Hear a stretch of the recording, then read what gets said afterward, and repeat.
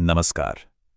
आज हम निवेश की दुनिया के सबसे शक्तिशाली ब्लूप्रिंट्स में से एक को समझने वाले हैं, द वॉरेन बफे वे। देखिए, ये कोई कॉम्प्लिकेटेड फॉर्मूलाज की किताब नहीं है। ये किताब है सिंपल प्रिंसिपल्स की, जिन्हें कंसिस्टेंटली एग्जीक्यूट किया गया। चलिए, सबसे पहले एक बहुत बड़े मिथ को तोड़ते हैं। लोग सोचते हैं कि वॉरेन बुफेट बहुत स्मार्ट हैं। सच तो यह है कि बुफेट स्मार्ट से ज़्यादा डिसिप्लिन्ड हैं, और यही सबसे ज़रूरी बात है। क्यों? क्योंकि स्मार्ट्स को कॉपी करना मुश्किल है, लेकिन डिसिप्लिन को सीखा जा सकता है, उसे अपनाया जा सकता है। तो बफेट की स्ट्रैटेजी समझने से पहले ये समझना होगा कि वो क्या नहीं करते। वो दिन भर ट्रेडिंग नहीं करते, वो मार्केट को प्रिडिक्ट करने की कोशिश नहीं करते, और वो पॉपुलर ट्रेंड्स के पीछे तो बिल्कुल नहीं भागते। ये सब बस शोर है, डिस्ट्रैक्शन है। तो सवाल यह है कि आखिर उनका सीक्रेट क्या है? अगर ये सब नहीं तो फिर क्या? देखिए, जवाब किसी एक ट्रिक में नहीं है, जवाब एक पूरे ब्लूप्रिंट में है। तो चलिए, आज उनकी सफलता के इस ब्लूप्रिंट को स्टेप बाय स्टेप डिकोड करते हैं। उनकी स्ट्रैटेजी का सबसे पहला और सबसे इंपॉर्टेंट पिलर है एक मालिक की तरह सोचना। जी हां, थिंक लाइक एन ओनर। ये कोई टेक्निक नहीं है, ये माइंडसेट में एक फंडामेंटल शिफ्ट है। और यकीन मानिए, सारी कहानी यहीं से शुरू होती है। ज्यादातर लोग क्या कहते हैं? मैंने इस कंपनी का स्टॉक खरीदा है। लेकिन बफेट क्या कहते हैं? मैंने ये बिजनेस खरीदा है। फर्क देख रहे हैं आप? जब आप एक स्टॉक खरीदते हैं तो फोकस सिर्फ प्राइस पर होता है, ऊपर गया नीचे आया। लेकिन जब आप एक बिजनेस खरीदते हैं तो फोकस उसकी नींव पर होता है, उसके फंडामेंटल्स पर। एक मालिक ना रोज रोज की प्राइस फ्लक्चुएशन के पार देखता है। वो कंपनी की हेल्थ चेक करता है। क्या रेवेन्यू बढ़ रहा है? प्रॉफिट मार्जिन्स कितने स्ट्रांग हैं? कंपनी पे कर्ज कितना है? कैश फ्लो की स्ट्रेंथ क्या है? और सबसे जरूरी, क्या कंपनी के पास कोई कॉम्पिटिटिव एडवांटेज है? और यही एक सवाल इस पूरी ओनर्स माइंडसेट का निचोड़ है। अगर आप पूरा का पूरा बिजनेस खरीदने को तैयार नहीं हैं, तो फिर उसका एक छोटा सा हिस्सा, एक स्टॉक, क्यों खरीद रहे हैं? यह सवाल आपको शॉर्ट टर्म स्पेकुलेशन से बचाता है। यह आपको कंपनी की रियल वैल्यू पर फोकस करने के लिए फोर्स करता है। ओनर्स माइंडसेट का ही दूसरा हिस्सा है the circle of competence. Warren Buffett का एक सिंपल सा रूल है, वो सिर्फ उन्हीं बिजनेसेस में इन्वेस्ट करते हैं जिन्हें वो अंदर से बाहर तक समझते हैं। सालों तक उन्होंने टेक स्टॉक्स को हाथ नहीं लगाया। क्यों? क्योंकि वो उस इंडस्ट्री को डीपली नहीं समझते थे। सीधी सी बात है, एक मालिक कभी भी ऐसा बिजनेस नहीं खरीदेगा जो उसकी समझ से बाहर हो। और ये प्रिंसिपल रिस्क मैनेजमेंट का सबसे बड़ा टूल है। लोग पैसा इसलिए नहीं गंवाते कि मार्केट खराब था, लोग पैसा इसलिए गंवाते हैं क्योंकि वो उन चीजों में पैसा लगा देते हैं जिन्हें वो समझते ही नहीं। तो एक रूल बना लीजिए, अगर आप 2 लाइन में ये नहीं समझा सकते कि कोई कंपनी पैसा कैसे कमाती है, तो उसमें इन्वेस्ट मत कीजिए। सीधी बात। ठीक है, तो माइंडसेट तो सही हो गया। अब अगला स्टेप है मेथड, यानी ये जानना कि आखिर ढूंढना क्या है। और बफेट का मेथड 2 पिलर्स पर टिका है, क्वालिटी और वैल्यू। चलिए देखते हैं कि वो ग्रेट इन्वेस्टमेंट्स को पहचानते कैसे हैं। बफे हमेशा ऐसी कंपनियों की तलाश में रहते हैं जिनके पास एक इकोनॉमिक मोट हो। अब ये क्या है?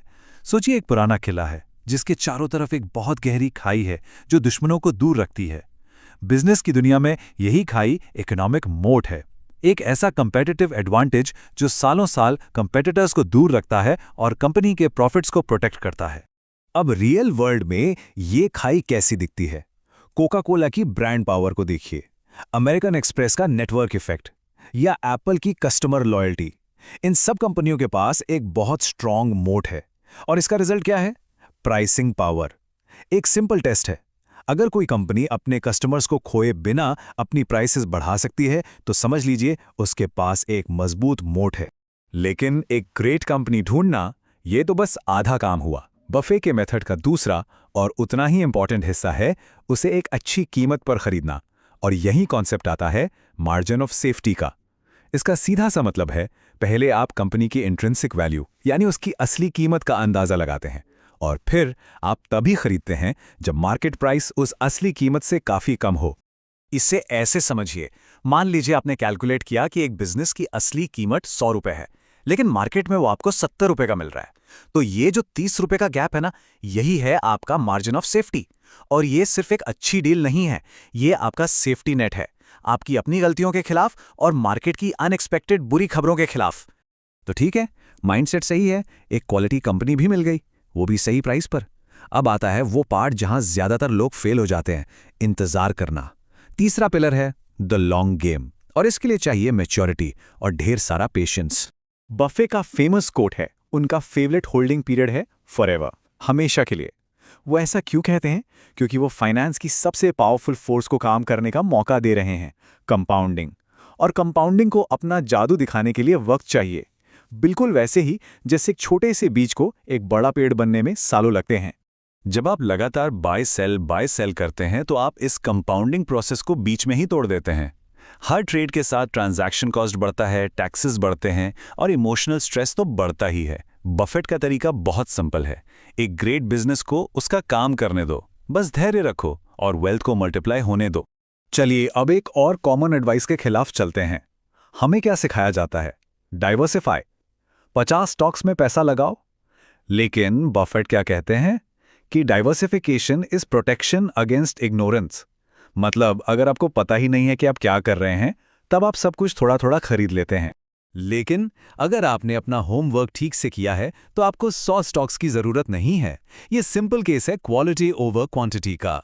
अपने पैसे को 100 एवरेज जगहों पर फैलाने से बेहतर है उसे कुछ बेहतरीन हाई क्वालिटी कंपनीज में फोकस तरीके से इन्वेस्ट करना। इससे रिटर्न पोटेंशियल बढ़ता है। हमने माइंडसेट की बात की, मेथड की बात की, पेशेंस की भी बात की, लेकिन इन सबसे ऊपर है चौथा और शायद सबसे इंपॉर्टेंट पिलर, टेम्परामेंट, आपका स्वभाव। बफेट साफ कहते हैं, इन्वेस्टिंग आईक्यू का खेल नहीं है, ये इमोशनल स्टेबिलिटी का खेल है।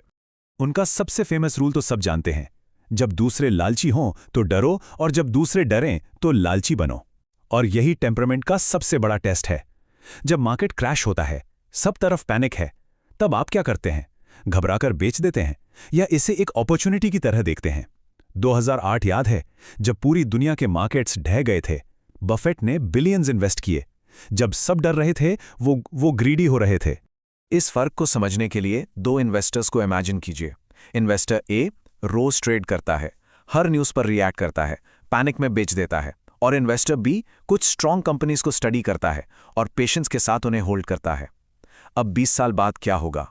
इन्वेस्टर ए के पास सुनाने के लिए बहुत सारी एक्साइटिंग स्टोरीज होंगी और इन्वेस्टर बी के पास वेल्थ होगी।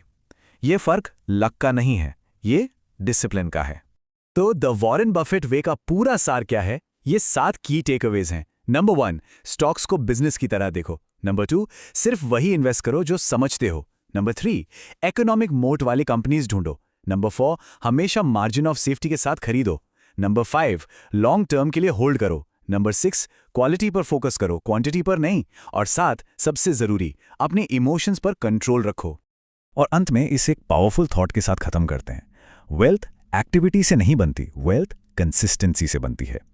बफेट ने कभी स्पीड के पीछे नहीं भागे, वो वैल्यू के पीछे भागे। उन्होंने मार्केट को प्रिडिक्ट नहीं किया, उन्होंने अनसर्टेनिटी के लिए प्रिपेयर किया और इसीलिए वो कामयाब हुए। इंटेलिजेंट इन्वेस्टिंग सिंपल है पर इजी नहीं है।